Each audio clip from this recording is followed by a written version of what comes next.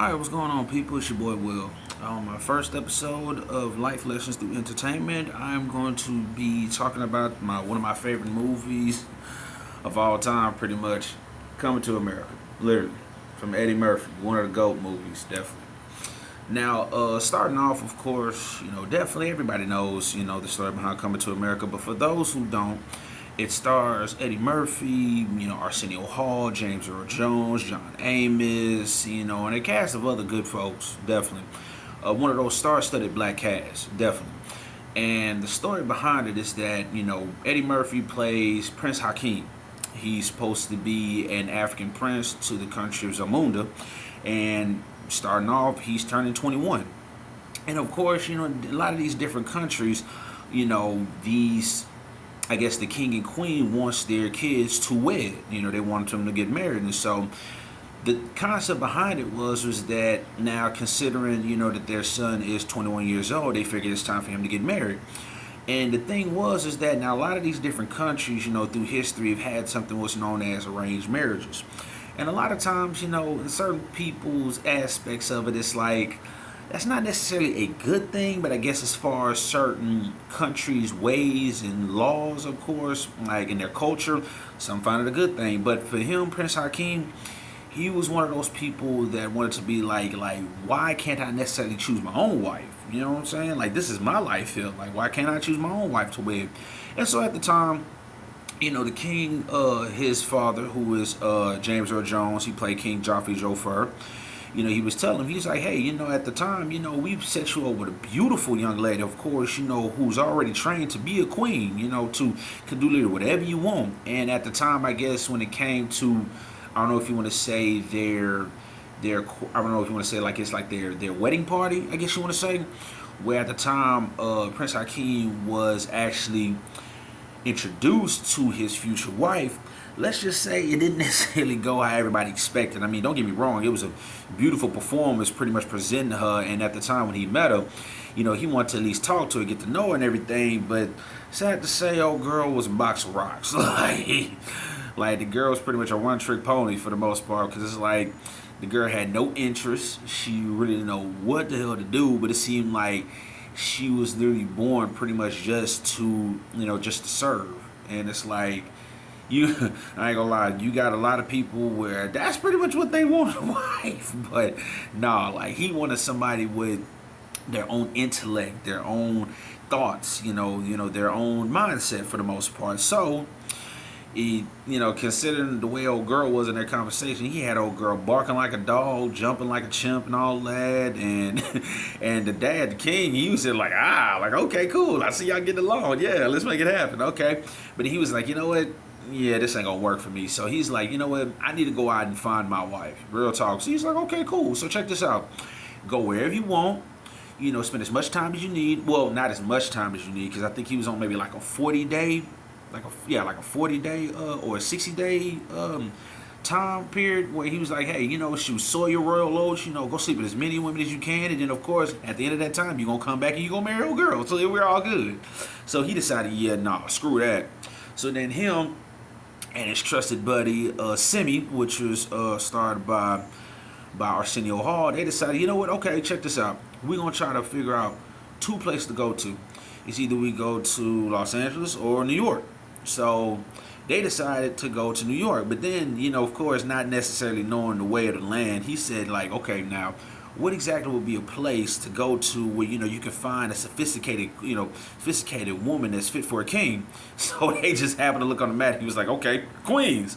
So these dudes go all the way to Queens, not even knowing that Queens was technically the hood. And, considering, their royal structure of things in Africa, of course, and coming down to the hood of America and everything was a little bit different for them. But of course, somehow they were able to blend in perfectly, I guess, through Hakeem's eyes, because he was on a mission. That was the main thing. He was on a mission. He just wanted to find him a beautiful and intelligent young lady. And strangely, he did, of course, because it took him a while, but he ended up finding him a job and whatnot over at this local, I guess, imitation burger spot by the name of McDowell's, who the owner was John Amos. And, of course, he goes by the name McDowell's, but of course he was bopping off McDonald's. But even still, which is strange that I found out that they actually do have a McDowell's, I think either in Harlem or Queens or Brooklyn in New York. Like officially, it's the craziest thing. I'm gonna have to check that out someday. But yeah, so he went down there, of course, when they were having, I guess, some type of festival or something that one of the barbershop guys that he just happened to go to, one of the old men, I guess, was telling him, he was like, yeah, man, he said, you ain't gonna find no good women in the club, because they went a little bit all over the place. They went to every club in the city. He was like, nah, man, you ain't gonna find no women in no club. He said, I'm gonna go to this spot right here, this little charity banquet right here. You're gonna find some good, clean women there. So, of course, they had their little situation where our City Hall was playing he was playing like a preacher, and they just turned it out. Like, they went ham. And so, at the end of it, they had this young lady who popped up who was cast. Yeah, I guess was casted by Sherry Headley. I think that's the name, the light skinned lady who played Lisa. And yeah, so at the time, the boy was just dumbfounded. He was like, "Whoa, like who is she? Like I got to get to know her." And so at the time, he pretty much did his little recon, his little infiltration, of course, working for McDonald's. Like he wanted to be real close to it to get to know it better. And at the time, for a man going from African royalty to pretty much fast food worker, yeah, didn't really rub folks the right way.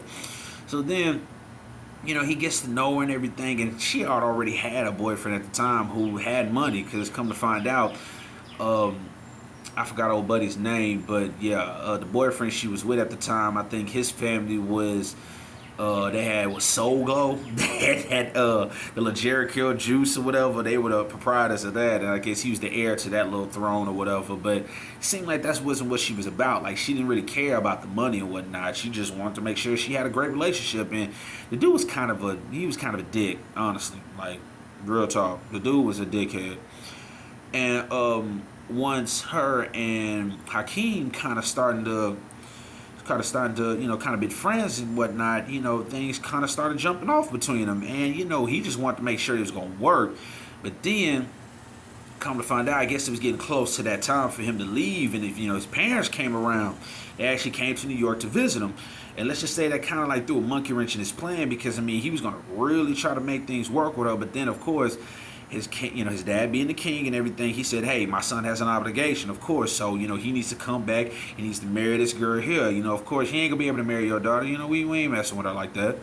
So then, of course, John Amos being the dad of Lisa, he was like, nah, man, you ain't finna talk to my daughter like that, first off. So first off, we don't need your money, and we don't need your attitude, so you can kick rocks before I bust you in your ass, like, literally, he told him. And so at that time, it took a while for it to happen, but of course, at the end, definitely Hakeem got his girl. He was able to marry her and everything, and he lived happily ever after, until the second part came around, the Coming to America 2, but who knows if we'll get into that. But the message about this one is that a lot of times arranged marriages are not necessarily a good thing, and sometimes when it comes to love, you gotta actually leave your home just to find what it is you really want, straight up. So hope y'all caught something from that. Yet again, pretty much the lesson from that was, like I said, arranged marriages are not always a good thing, and yet again, sometimes you have to leave your home to find what it is you want. Okay, so this is my first episode of Life Lessons Through Entertainment. Hope y'all enjoyed it. I would like to see your feedback, and of course, if you can, like, follow, subscribe, and, give me some feedback, and we'll keep going, all right? Till then, y'all take it easy. This is from Willie Midnight. Peace.